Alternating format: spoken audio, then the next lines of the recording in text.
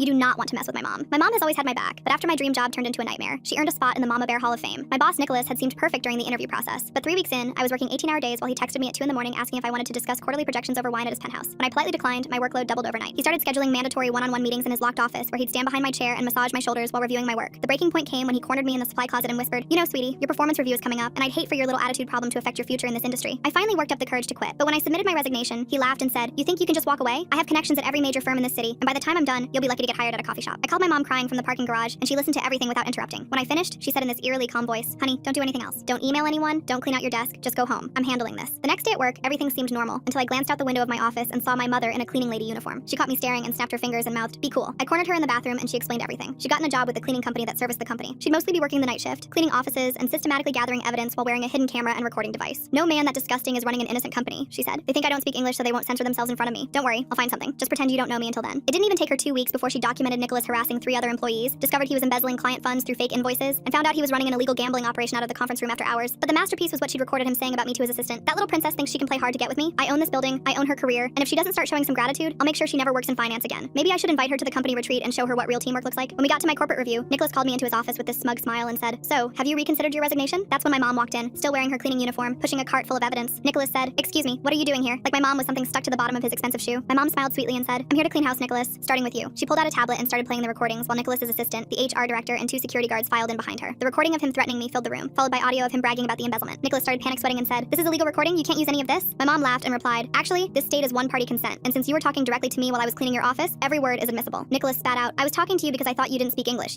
Mom just laughed. "Don't worry, Nicholas. We're not going to court. I'm going straight to the FBI, the State Labor Board, and your wife." She'd already contacted the FBI about the financial crimes, filed complaints with every regulatory agency in the state, and sent a detailed package to Nicholas's wife containing photos of him with other employees. Within an hour, Nicholas was being escorted out in handcuffs while federal agents seized his computers. His assistant told me later that he kept screaming, "This is impossible. She's just a cleaning lady. She's just a Mexican." The company fired him immediately and promoted me to his position with a 50% raise. 6 months later, Nicholas was sentenced to 8 years in federal prison for embezzlement and fraud. His wife divorced him and took everything. At the sentencing, my mom sat in the front row, and when I mouthed thank you to her, she just waved it away like I was thanking her for buying lunch. I'm now the youngest department head in company history, and whenever someone asks how I got so successful so fast, I tell them I learned from the best. My mom didn't just protect me from a predator, she showed me how to become one.